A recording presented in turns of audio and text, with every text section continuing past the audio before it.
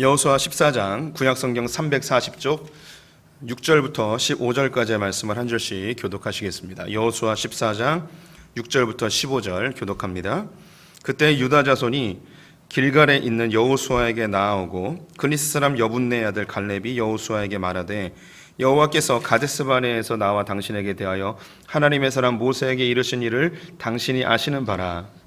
내 나이 40세에 여호와의 종 모세가 가데스 바네아에서 나를 보내어 이 땅을 정탐하게 하였으므로 내가 성실한 마음으로 그에게 보고하였고 나와 함께 올라갔던 내 형제들은 백성의 간담을 높게 하였으나 나는 내 하나님 여호와께 충성하였으므로 그날에 모세가 맹세하여 이르되 내가 내 하나님 여호와께 충성하였은즉 내 발로 밟는 땅은 영원히 너와 내 자손의 기업이 되리라 하였나이다. 이제 보소서 여호와께서 이 말씀을 모세에게 이르신 때로부터 이스라엘이 광야에서 방황한 이 45년 동안을 여호와께서 말씀하신 대로 나를 생존하게 하셨나이다.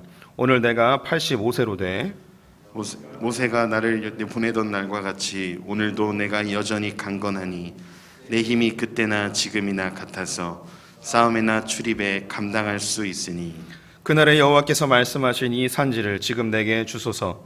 당신도 그날에 들으셨거니와 그곳에는 아낙 사람이 있고 그 성읍들은 크고 견고할지라도 여호와께서 나와 함께 하시면 내가 여호와께서 말씀하신 대로 그들을 쫓아내리이다 하니 여호수아가 여분네 아들 갈렙을 위하여 축복하고 헤브론을 그에게 주어 기업을 삼게 하매 헤브론이 그니스 사람 여분네 아들 갈렙의 기업이 되어 오늘까지 이르렀으니 이는 그가 이스라엘의 하나님 여호와를 온전히 좇았습니다. 헤브론의 옛 이름은 기럇 아르바라. 아르바는 아낙 사람 가운데에서 가장 큰 사람이었더라. 그리고 그 땅에 전쟁이 그쳤더라. 아멘. 예, 오늘도 주님의 보좌 앞으로 나오신 우리 성도님들에게 하나님의 은혜와 평강이 함께 하시기를 축원드립니다. 예, 오늘 여호수아 14장 말씀 가지고 함께 하나님의 은혜를 나누길 원합니다. 우리 성도님들은 신앙생활하면서 하나님의 뜻이 궁금한 적이 있으셨습니까? 하나님, 내가 무엇을 해야 됩니까? 날 향한 계획이 무엇입니까? 내가 어떤 직업을 선택해야 합니까? 어떤 사람과 결혼해야 합니까? 또 이것을 해도 좋습니까? 어느 대학을 가야 합니까? 우리가 어떤 결정과 선택의 상황이 되면 하나님의 뜻이 궁금해집니다. 그리고 작전 기도도 하고 하나님의 뜻을 알고자 또 영적 지도자를 찾아가기도 하고 이런 경험들이 있을 수 있습니다.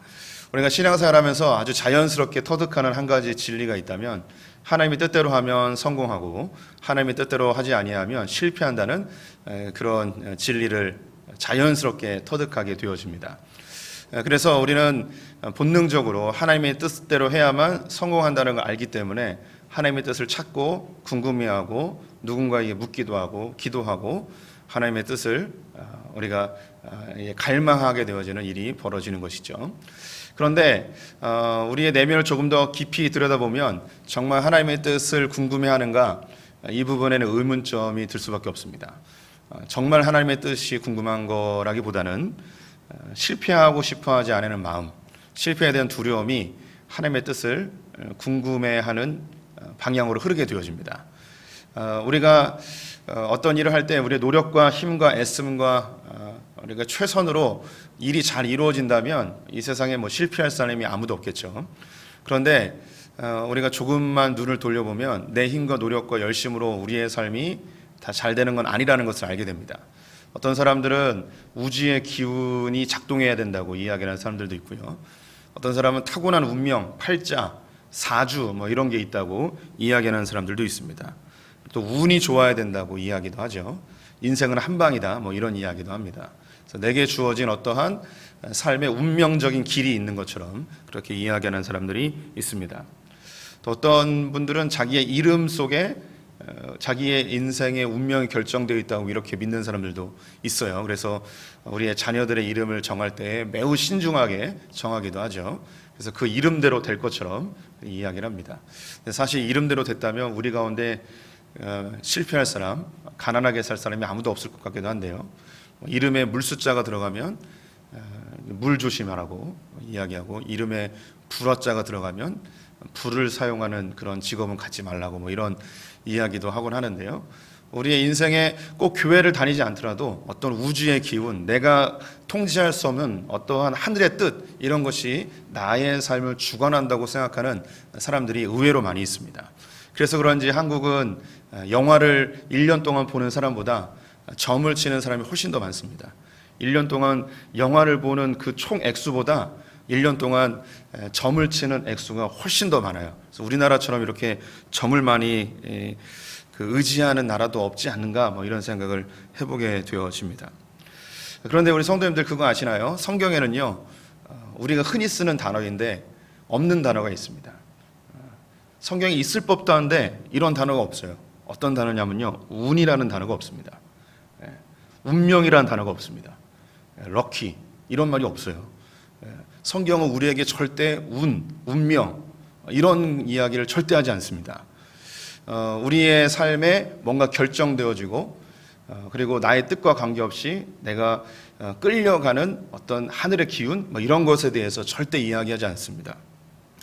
우리가 신앙생활하면서 예정론이라는 이야기를 종종 들으십니다. 그래서 이 운명론과 예정론을 오해하고 혼돈하는 분들이 의외로 많이 계십니다. 운명론은 내 삶이 어떻게 살기로 결정되어 있다고 이야기하는 것이 운명론이죠.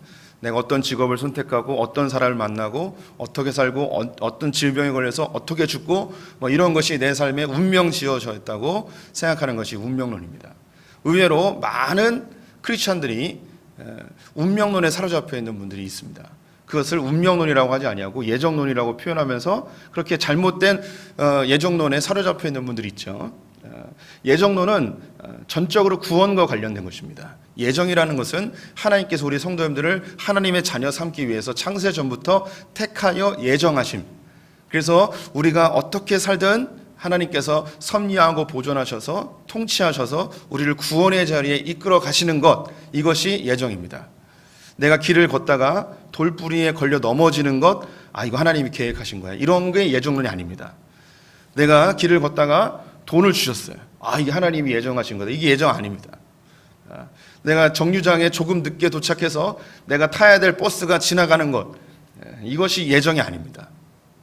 그래서 이 잘못된 예정론에 사로잡히게 되면 나는 아무런 선택도 할 수 없고, 그리고 내가 아무것도 하지 않고 하나님이 다 알아서 해주는 이러한 극단적 예정론자로 빠질 수 있습니다. 근데 성경은 그렇게 우리에게 이야기하고 있지 않다는 것이죠. 그러면 우리 크리스천들은 어떻게 이제 살아야 할 것인가? 오늘의 주제이기도 한데요, 우리 크리스천들은 자유롭게 살아야 됩니다. 우리 지난주에도 여호수아서를 보면서 말씀을 드렸었는데요, 이스라엘 백성들이 출애굽하는 여정은 우리의 신앙생활을 그대로 보여주는 그림자입니다. 그래서 이스라엘 백성들이 애굽에서 나와서 광야 생활을 하죠. 우리가 예수 그리스도의 십자가의 은혜로 세상에서 건짐을 받았습니다. 그리고 이 땅을 살아가게 되어집니다. 주님과 동행하며 주님의 인도하심대로 구름 기둥과 불 기둥으로 우리가 인도함을 받아 살게 되어지죠. 요단강을 건너 가나안 땅에 들어갈 때 이것을 우리가 흔히 죽음 이후에 천국에 들어가는 것으로 이해되어지지만 궁극적으로는 이것이 맞습니다. 하지만 우리가 요단강을 건너 가나안 땅에 들어가는 것은 우리가 성령으로 세례를 받고 자기를 부인하고 나를 십자가에 못 박고 하나님의 나라에서 지금 여기에서 하나님의 통치와 다스림을 받는 그 삶이 가나안 땅에서의 삶입니다. 그럼 그 땅에서 어떻게 살아야 되는가?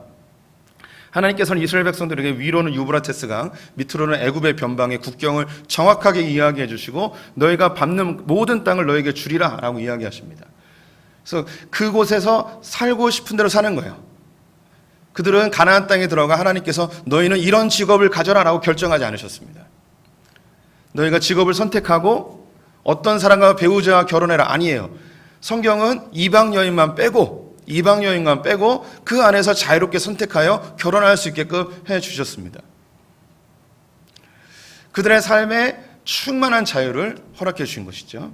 크리스천의 자유란 무엇이냐면 하나님의 말씀의 울타리에 거하면서 이 울타리를 벗어나지 아니하고 내가 마음껏 주님 안에서 하고 싶은 것을 충분히 하며 누리는 삶을 크리스천의 자유라 이야기합니다.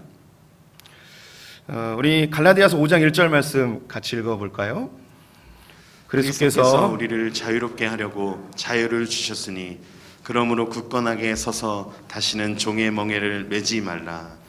우리 성도님들이 주님과 함께 십자가에 못 박혀 내가 거듭난 크리스천이 되었다면 우리 성도님들은 자유로운 선택과 결정을 할 수 있는 특권을 가진 존재들입니다. 우리는 더 이상 종이 아닙니다. 우리는 하나님의 아들이에요. 하나님은 아들이 선택하고 결정하는 것을 축복하시고 존중해 주시고 그 길에 장애물들이 있다면 거두어 주시고 부족한 것이 있으면 채워주시는 분이 그 아버지와 아들의 관계입니다. 그런데 우리가 의외로 신앙생활 하면서 여전히 종의 위치에서 종 노릇하는 경우들이 있습니다. 우리 성도님들이 아직 그리스도와 함께 죽음의 경험, 내가 부인되어지고 내가 십자가에 못 박히는 그 거듭남의 경험이 없다면 우리 성도님들은 어쩌면 이 구름 기둥과 불 기둥이 인도하시는 대로 어쩌면 이렇게 조금 지도함을 받으면서 자유로운 선택보다는 하나님의 말씀이나 영적 지도자나 혹은 주변에 있는 누군가의 도움을 받으면서 조금은 부자연스럽지만 그 훈련의 과정이 필요하긴 합니다. 하지만 우리 서풍의 성도님들 중에 많은 성도님들께서 이미 자기를 부인하고 십자가에 내가 못 박혔고 거듭난 크리스찬이고 하나님이 나의 아버지이시고 인격적인 그런 만남과 교제가 있다면 이때 우리 성도님들이 누려야 될 건 크리스찬의 자유입니다. 이제 우린 더 이상 우상에 매이지 않습니다. 과거에 매이지 않습니다. 상처에 매이지 아니합니다. 죄에 매이지 아니합니다. 중독에서 자유로워집니다. 관계에서 자유로워지고 사상과 이데올로기에 매이지 아니합니다. 우리는 이 세상에 하나님 외에 그 어떤 것으로도 매이지 아니하는 참된 자유를 소유한 자들이 우리 바로 크리스찬들입니다. 이 자유를 위해서 우리 믿음의 선배들이, 특별히 종교개혁 시대의 믿음의 선배들이 목숨을 걸고 이 자유를 얻기 위하여 투쟁하였습니다. 종교개혁 때에 이 자유는 굉장히 중요한 주제였습니다. 하나님을 믿는 자들이 자유롭게 모일 수 있는 집회의 자유, 또 이 말씀을 인쇄하여서 마음껏 나눌 수 있는 언론 출판의 자유, 이 복음을 들고 어느 곳이나 갈 수 있는 거주 이동의 자유, 이런 것들이 이 자유라는 이름 안에 다 포함되어 있는 거예요. 교회가 아니었으면 이 세상에 자유가 선물로 주어질 수 없었습니다. 이 자유라는 개념이 없으면 우리 모두가 다 운명론에 사로잡혀 있는 자들이 되고 계급주의에 종속되어져서 그 어떤 자유로운 선택과 결정도 할 수 없는 종살이를 여전히 하고 있겠죠. 사실 지금도 전 세계에 수많은 사람들이, 절반 이상의 사람들이 이 운명론과 계급주의에 사로잡혀서 자유가 엄청나게 제한되어지는 삶을 살아가고 있습니다. 가까운 우리 북한에 있는 형제 자매들, 자유가 거의 보장되지 않은 삶을 살아가고 있죠. 우리 누가 억울하지 아니하여도 의외로 많은 크리스천들이 과거의 상처나 죄의 습관이나 중독의 요소나 이 땅에 있는 죄의 형상들로 많은 종살이를 하고 있는 경우들이 있습니다. 오늘 본문은요, 크리스천의 자유를 보여주는 아주 결정적인 장면입니다. 제가 성경에서 좋아하는 장면들 중에 한 부분인데요, 이스라엘 백성들이 가나안 땅에 들어가게 되었습니다. 여호수아를 지도자로 삼아 가나안 정복 전쟁을 하게 되는데요, 전면전은 한 5년 정도 진행을 하게 됩니다. 그리고 여호수아가 죽기까지 한 20여 년 동안 가나안 땅의 잔당들을 몰아내는 일을 하게 되어집니다. 여호수아가 죽은 이후에는 가나안 땅을 정복하는 전쟁이 이제 사라집니다. 사사기를 넘어가면서 정복 전쟁보다는 지키는 전쟁을 하게 되어지는데, 많은 경우 땅을 잃어버리거나 타 민족에 의하여서 그들의 수확물이 빼앗기는 수모를 겪게 되어지죠. 그래서 그들은 우리에게도 왕이 있으면 땅을 잘 보존하고 우리를 잘 지킬 수 있을 것이라는 그런 한탄의 목소리가 나와서 하나님이 결국 사울을 세워줍니다.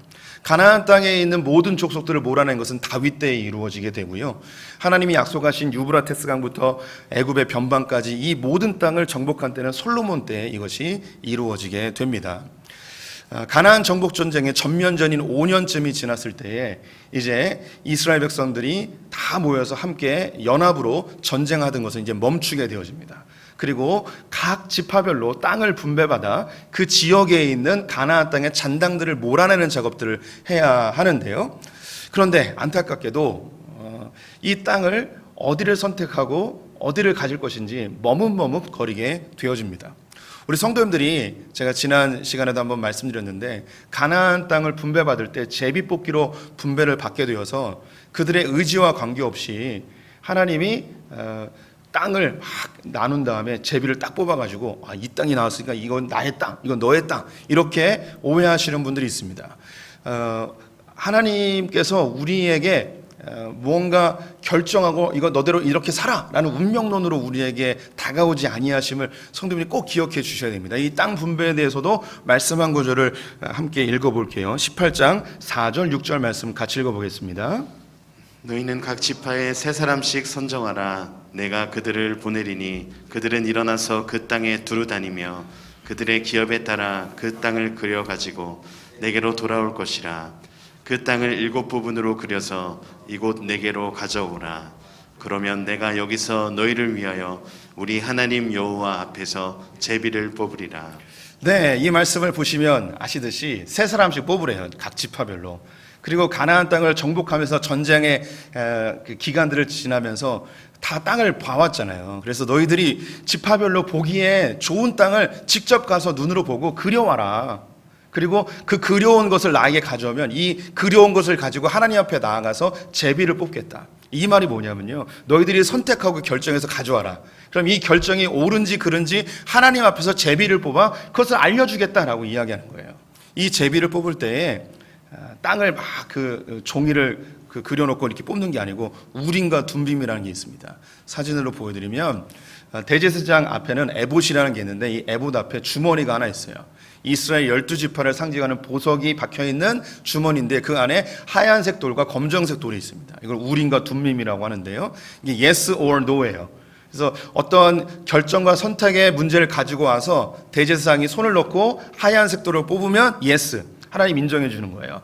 검정색 돌을 뽑으면 no예요. 하나님이 거절하시는 거죠. 이게 이렇게 해서 제비를 뽑아서 결정하는 것입니다. 이스라엘 백성들이 보기에 좋은 땅, 자신들이 원하는 땅, 우리 지파가 살기에 적합한 땅을 결정해서 가져오면 하나님이 이걸 축복해 주고 그것을 인정해 주시는 그런 모습을 가지고 있습니다.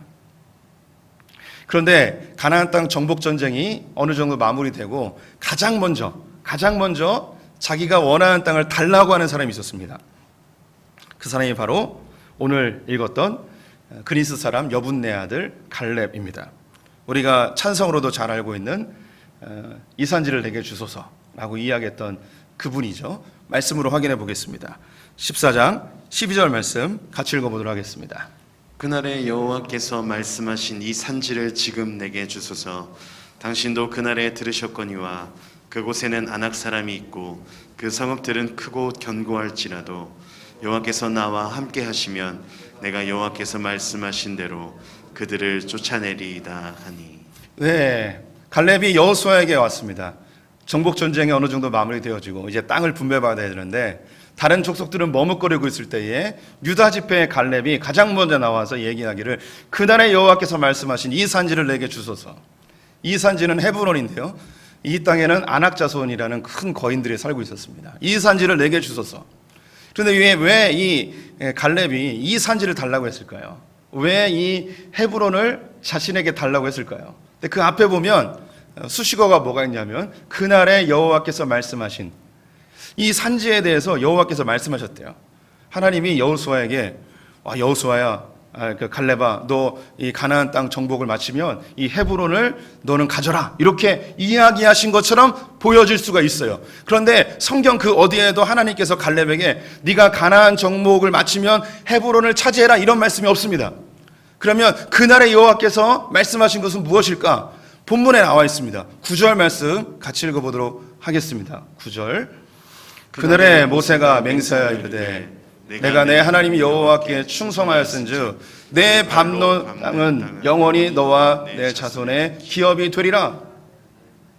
하나님께서 모세를 통하여 하신 말씀이 뭐냐면 네가 충성되었으니, 이것은 40년 전에 가데스바네에서 정탐하고 돌아왔을 때에 그 땅은 우리 애가 정복할 것입니다, 그들은 우리의 밥입니다 라고 이야기했을 때 그때 이야기한 거예요. 모든 출애굽 1세들은 다 죽지만 여호수아와 갈렙 너희 둘은 가나안 땅에 들어갈 것이다.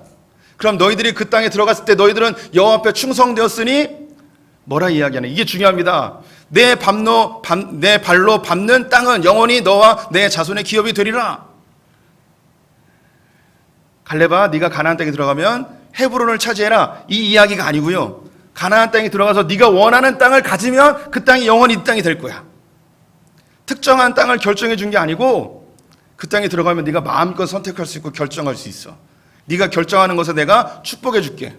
네가 선택하는 것에 내가 기름 부어 줄게. 이것이 하나님이 갈렙에게 약속하신 거예요. 그래서 이 헤브론을 결정한 건 하나님이 어떤 지시나 계시가 있어서 결정한 것이 아니고 가나안 땅을 다 정복하며 돌아다녀 보니 그 땅이 제일 좋은 거예요. 그 땅을 선택하기로 결정한 거예요. 그럼 여기서 이제 궁금해집니다. 왜 갈렙은 이 헤브론을 결정했을까요? 성경에서 정확하게 왜 결정했는지 그 이유는 나와 있지 않아요. 하지만 알 수 있는 두 가지의 힌트가 있습니다. 첫 번째는요, 갈렙의 솔선수범이에요. 어려운 길을 선택한 거예요. 그 헤브론에는 아낙 자손들이 살고 있었습니다. 거인 족속이에요. 그 헤브론에 있는 거인 족속들을 보고 10명의 정탐꾼이 이야기한 것이 그들에 비하면 우리는 메뚜기입니다 라고 이야기한 거예요.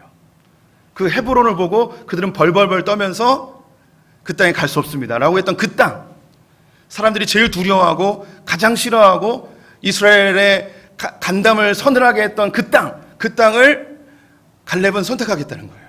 그 누구도 선택하려 하지 아니하는 그 땅을 선택하는 것이죠.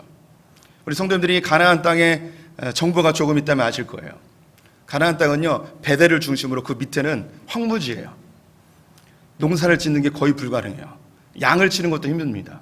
그래서 이 밑에 있는 사람들은 양을 데리고 세겜이나 그 북쪽으로 가서 양을 에게 꼴을 먹여야 돼요. 그래서 그만큼 척박한 곳이 남쪽이에요. 그래서 이 당시에 가장 그 거대한 성읍은 세겜 땅이었습니다. 이스라엘이라는 아주 비옥한 평지가 그 안에 있었어요.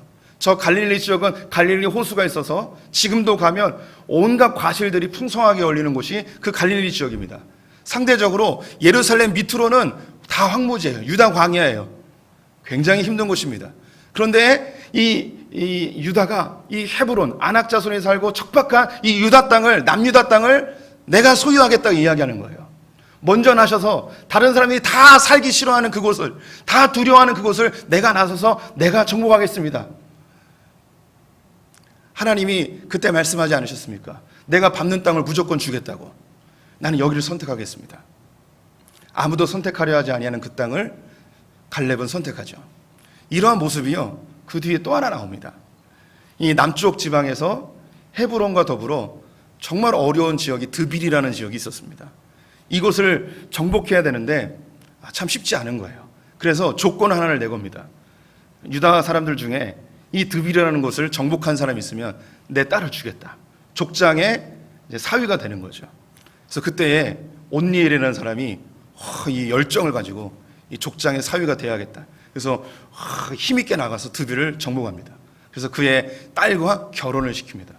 그런데 더 놀라운 게 뭐냐면 이 딸하고 온니엘, 이 드빌을 공격해서 정복했으니까 유다 땅에서 자기 다음으로 가장 용맹한 자예요. 가장 싸움을 잘하는 자예요. 그러면 자기 옆에 둬야 되잖아요. 어디로 보내냐면 가장 남쪽 지역인 부엘세바로 보냅니다.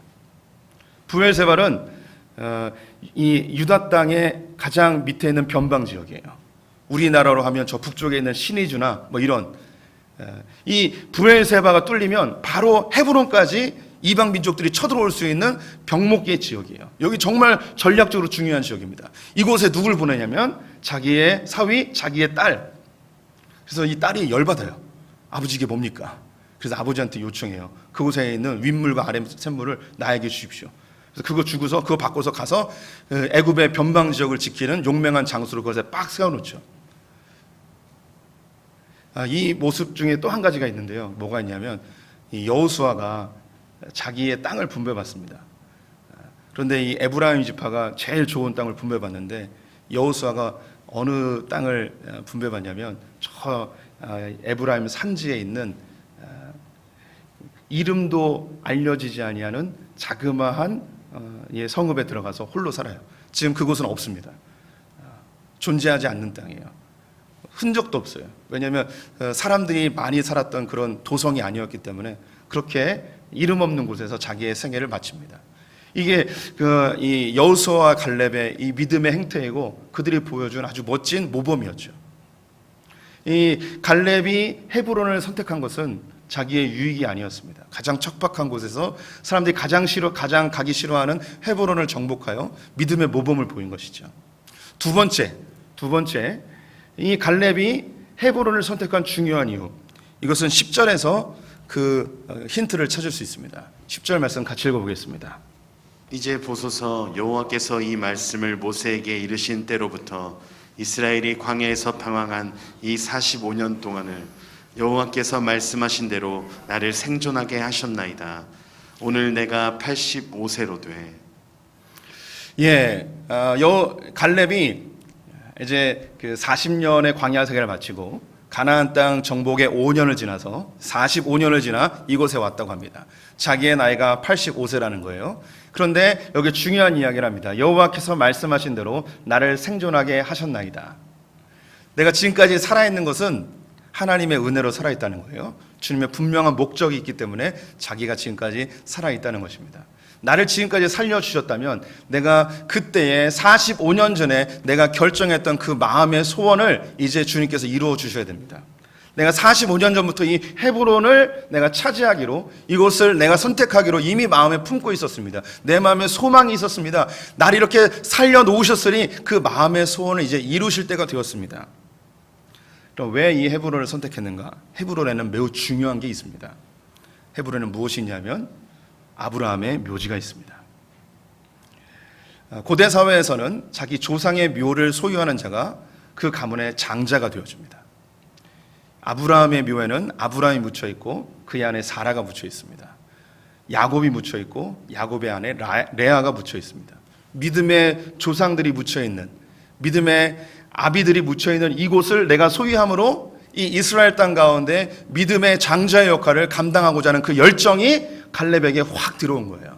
이것은 가나안 땅을 정복할 때 얻어진 마음이 아니고 정탐할 때 이 헤브론을 들렸을 때에 헤브론의 그 안악 자손이 보인 게 아니고 그 거대한 거인들이 보인 것이 아니고 그 안에 숨겨져 있는 밭에 감추어진 보화와 같은 아브라함의 묘지가 그의 눈에 확 들어옵니다.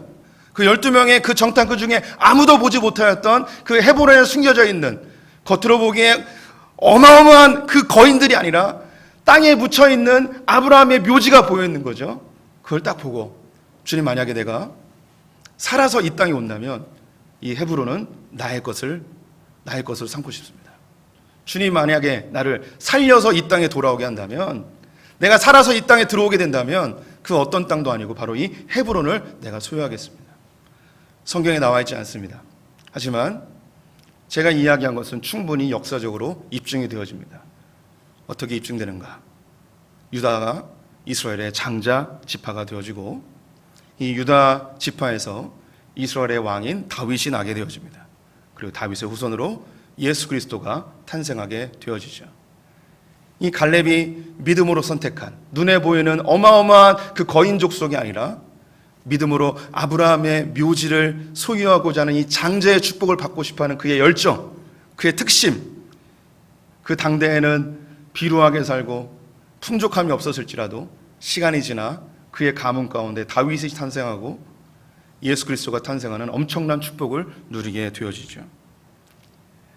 그래서 우리 성도님들이 영적인 메시지를 받으셨으면 좋겠습니다.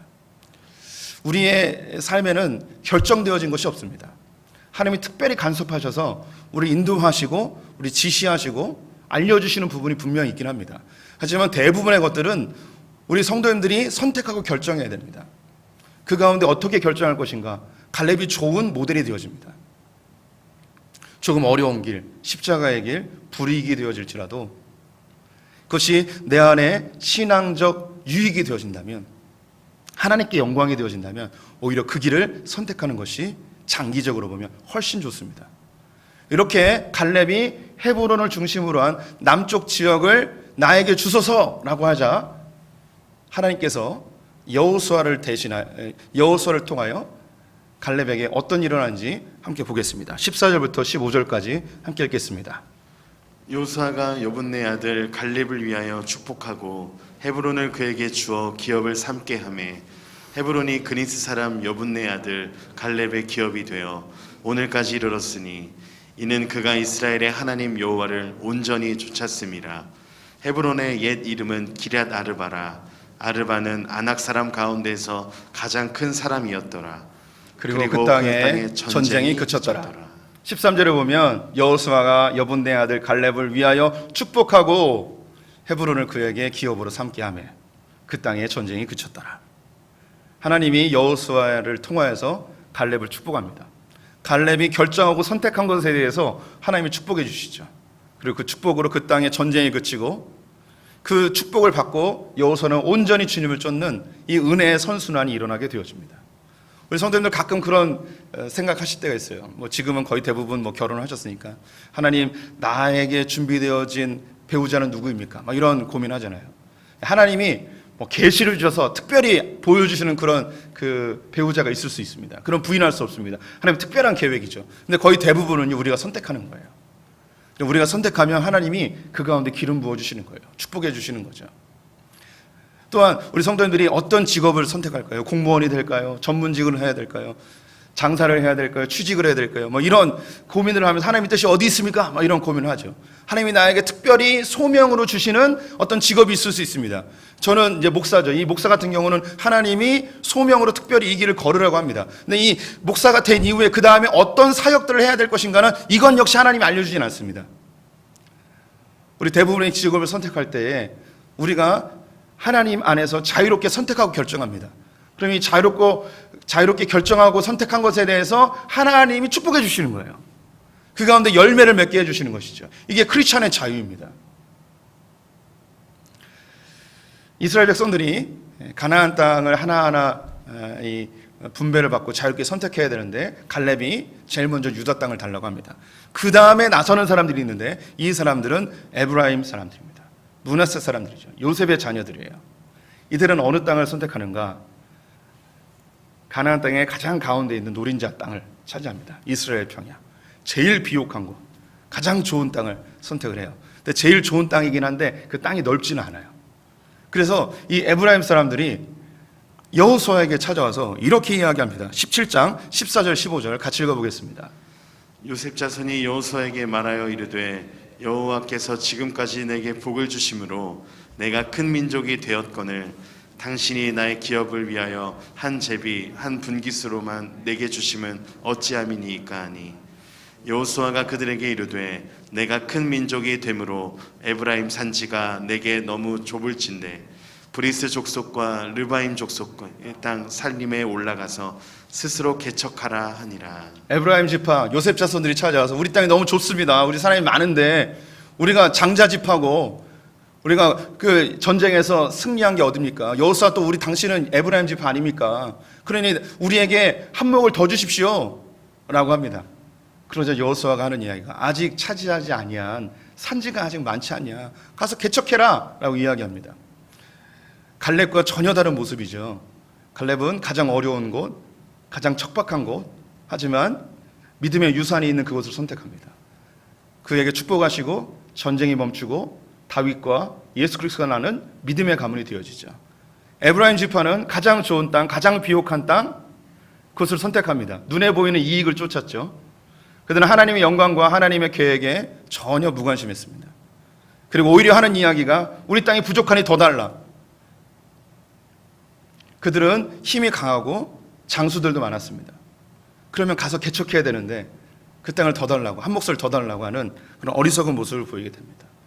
이들이 눈에 보이는 이익을 쫓았던 에브라임은 장자의 명분을 잃어버리고 하나님 앞에 초라한 모습으로 사라지게 되어지죠. 이게 크리스찬의 자유로운 선택의 축복과 결과예요. 우리 성도님들이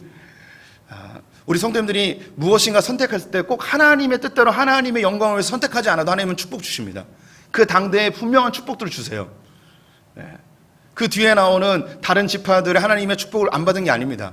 우리 성도님들이 그냥 돈을 많이 버는 직업을 선택하는 거 괜찮아요. 성도님들이 조금 더 편안한 직업을 선택하는 거, 좀 더 좋은 환경에 있는 거, 이런 걸 선택하는 거 아무 상관없습니다. 그 선택에 하나님이 여전히 축복해 주십니다. 그런데 하나님은 그런 축복을 비난하거나 정죄하지 않으십니다. 그 역시 인정해 주십니다. 그런데 하나님 우리에게 기대하시는 바가 하나 더 있습니다. 조금 더 하나님의 영광을 위한 것을 선택하길 바라는 거예요. 우리의 선택과 결정, 우리의 육체의 연약함이나 이기심으로 결정하는 건 역시 주님 인정해 주십니다. 비난하지 않으세요. 절대 비난하지 않으십니다. 그런데 주님 우리에게 기대하는 게 있어요. 조금 더 하나님의 영광을 위해서, 조금 더 한 발 나아가서 하나님의 나라를 위해서 선택하기를 우리에게 원하시죠. 그러한 작은 발걸음이 하나님의 마음을 흡족하게 하여서 먼 날 더 놀라운 일들로 우리에게 되갚아 주시는 일들이 나타납니다. 설교를 준비하면서 이미 몇 번 나누긴 하였는데 저희 할머니 생각이 났습니다. 할머니는 북에서 피난 오셔서 과수원지기 하셨어요. 좋은 말로 과수원지기지 그냥 머슴살이 하셨어요. 할아버지하고 15년 동안 머슴살이 열심히 하셔서 집 한 채를 구할 수 있는 돈을 얻게 되셨습니다. 이 돈을 가지고 집을 사야 되는데 어느 집을 살 것인가? 할아버지는 평택 시내에 있는 집을 사기 원하셨어요. 할머니는 읍내에 있는 교회 바로 옆에 있는 담벼락과 붙어있는 집을 사기 원하셨어요. 할아버지가 할머니한테 졌죠. 그래서 담벼락 옆에 있는 그 집을 사셨어요. 읍내에 있는. 먼 훗날 왜 할아버지가 시내에 있는 집을 안 사셔서 그 땅을 샀으면, 그 집을 샀으면 돈을 더 많이 벌었을 텐데, 그렇게 한탄하는 작은아버지들의 고백을 들은 적이 있었습니다. 그런데 저는 할머니의 선택이 훨씬 옳았다고 생각합니다. 하나님 곁에 있는 거.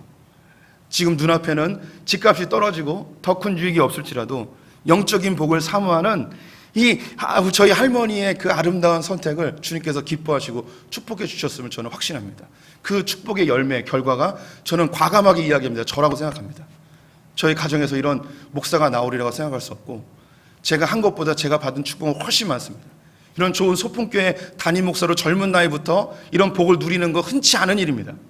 저는 이 부분에 대해서 저의 노력은 전혀 없다 이야기하고, 저희 할머니의 그 믿음의 선택이 이러한 결과를 낳았다고 저는 과감하게 말할 수 있습니다. 다윗이 왕위에 올랐을 때에 수도를 옮기게 되어집니다. 남유다의 수도는 헤브론이었고요, 사울은 기브온에 수도를 두고 있었습니다. 제3의 지역을 수도로 만드는데 그 수도가 바로 예루살렘입니다. 하나님께서 이 예루살렘을 축복하셨고, 여기에 중앙 성소 제도의 핵심 역할, 이스라엘의 심장으로 만들어 주십니다.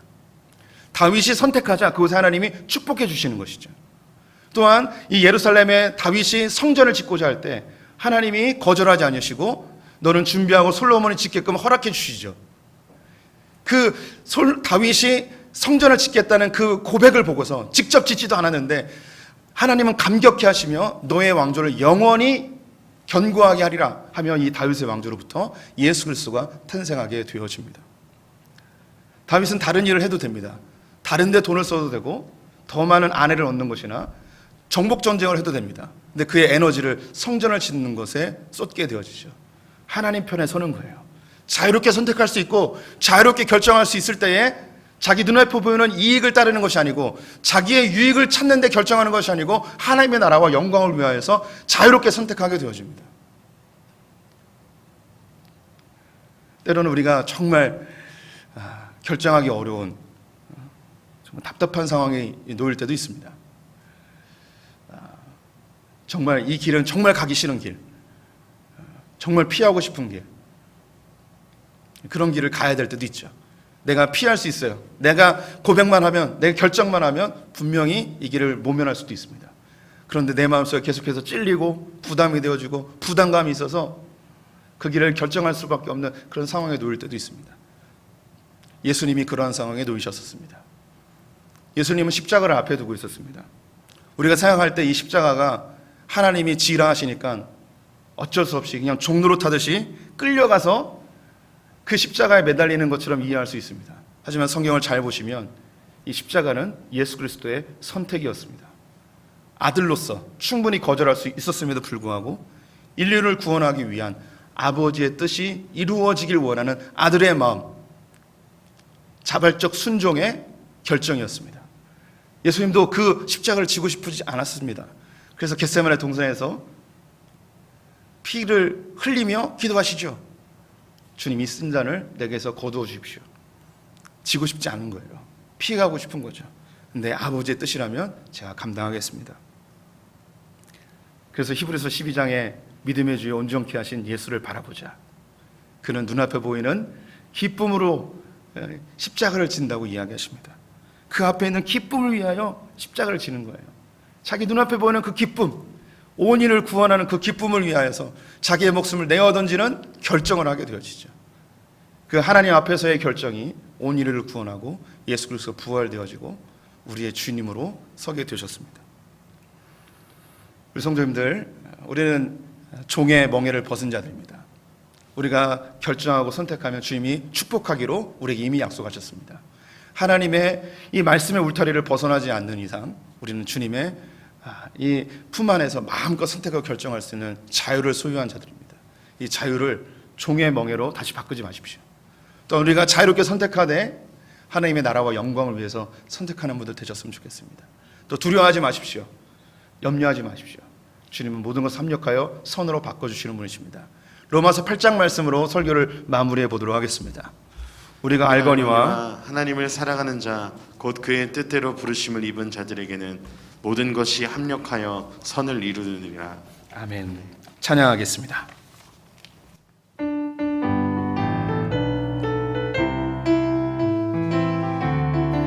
우리 박수 치면서 해볼까요? 내가 매일 기쁘게 순례의 길을 가는 주의 팔이 나를 안보함이요. 내가 주의 큰 복을 받는 참된 비결은 주의 영이 함께함이라. 성령이 계시네, 할렐루야 함께하시네. 좁은 길을 걸으며 밤낮 기뻐하는 것 주의 영이 함께함이라. 전에 죄에 빠져서 평안함이 없을 때 예수 십자가의 공로 힘입어 그 발 아래 엎드려 참된 평 얻음을 주의 영이 함께함이라. 성령이 계시네, 할렐루야 함께하시네. 좁은 길을 걸으며 밤낮 기뻐하는 것 주의 영이 함께함이라.